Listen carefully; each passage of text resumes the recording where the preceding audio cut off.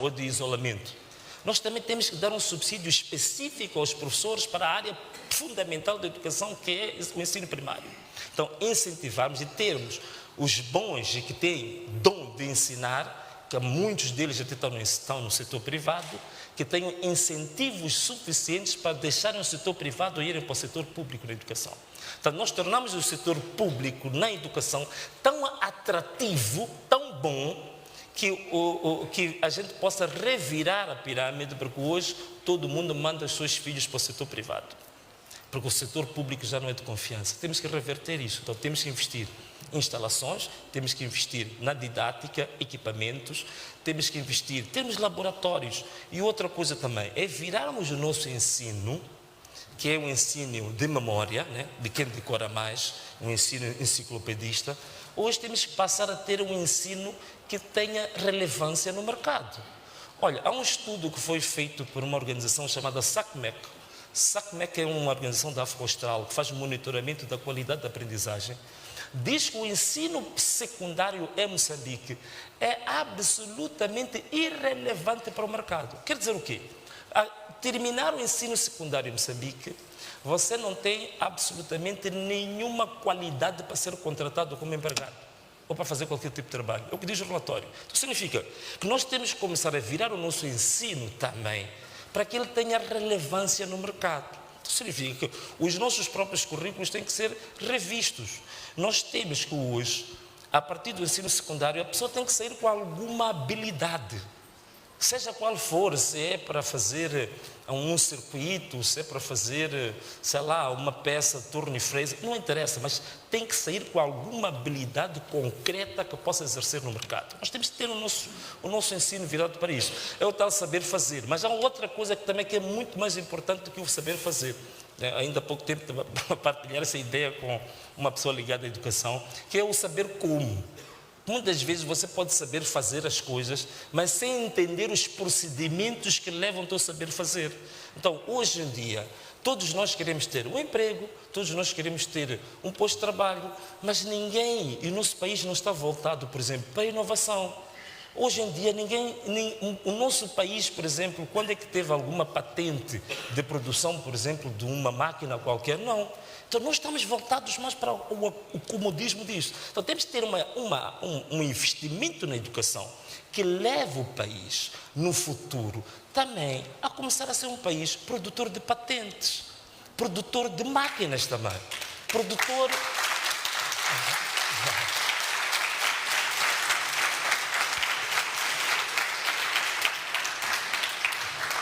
E isso não é utopia, isso é possível, porque nós temos exemplos concretos aqui em Moçambique disso.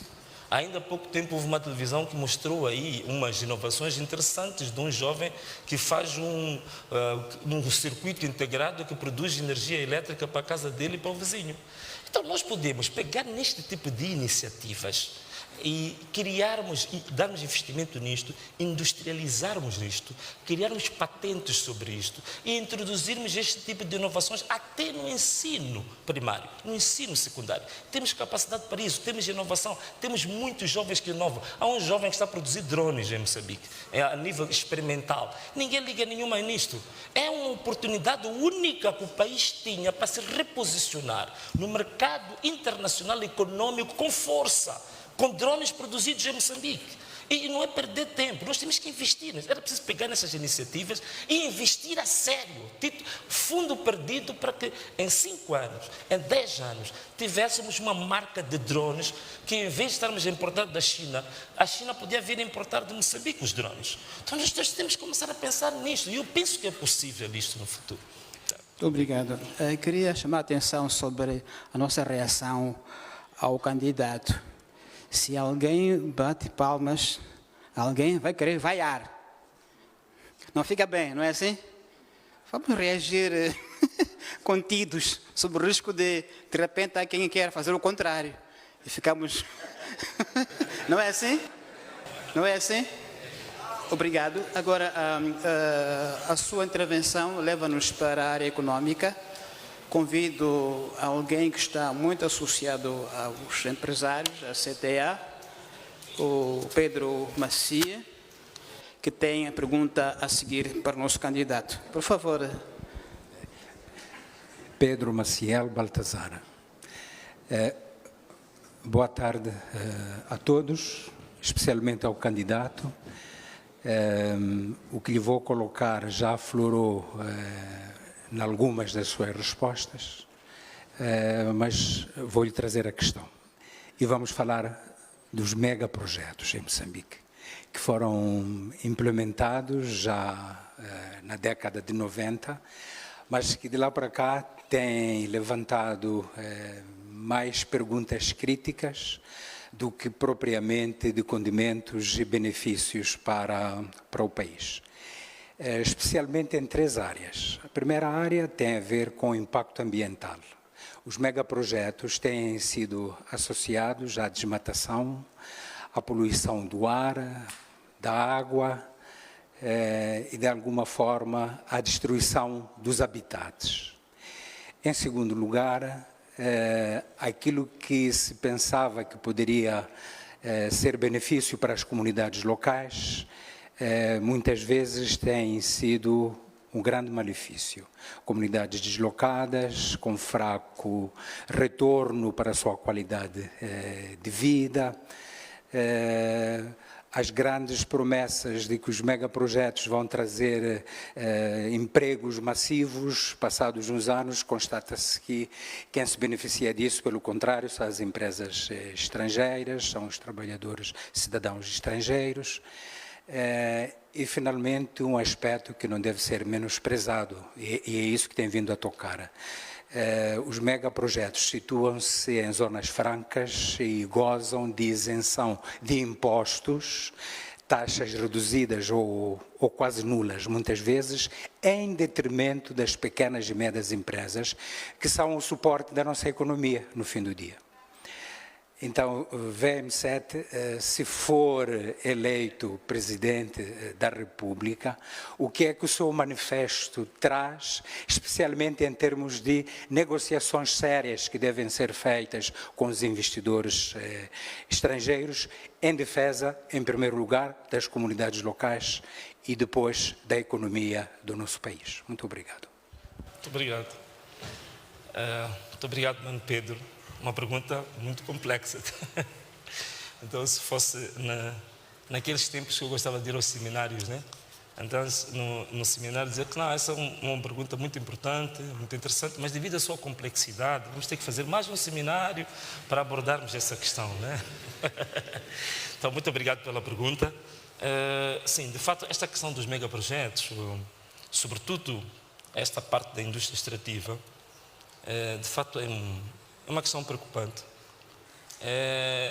Tanto mais que, mesmo em matéria de política, o governo tem dado uma primacia a este setor extrativo por causa do nível de renda que ele produz e, por exemplo, em detrimento da agricultura, que está sendo secundarizada cada vez mais.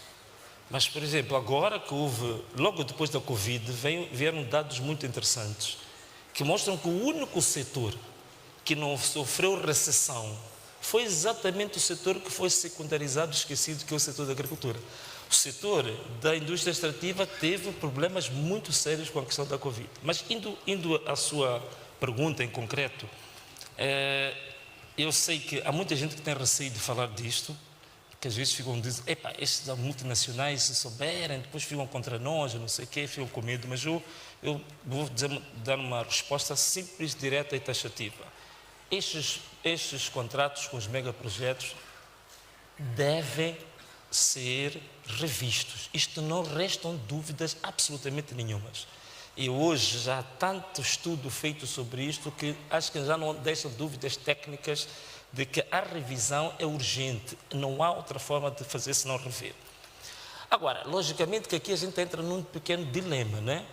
Que é a contranarrativa que é produzida, mas vamos ser tomados como um país não sério, que muda os contratos a qualquer momento, não sei o quê, vai manchar a nossa imagem fora.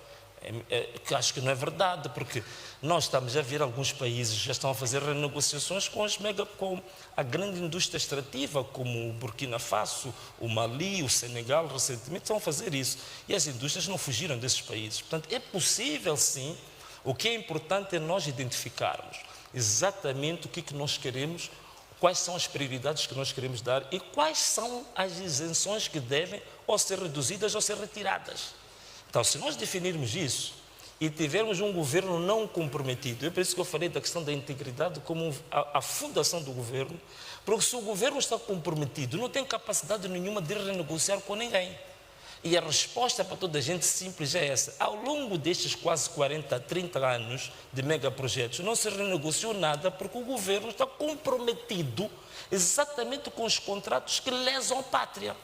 Uma das questões fundamentais, alguém me tinha dito isto, o professor Tibana, que é o nosso coordenador do manifesto, ele dizia que quando ele faz inquéritos aos grandes CEOs das multinacionais, eles não definem como prioridade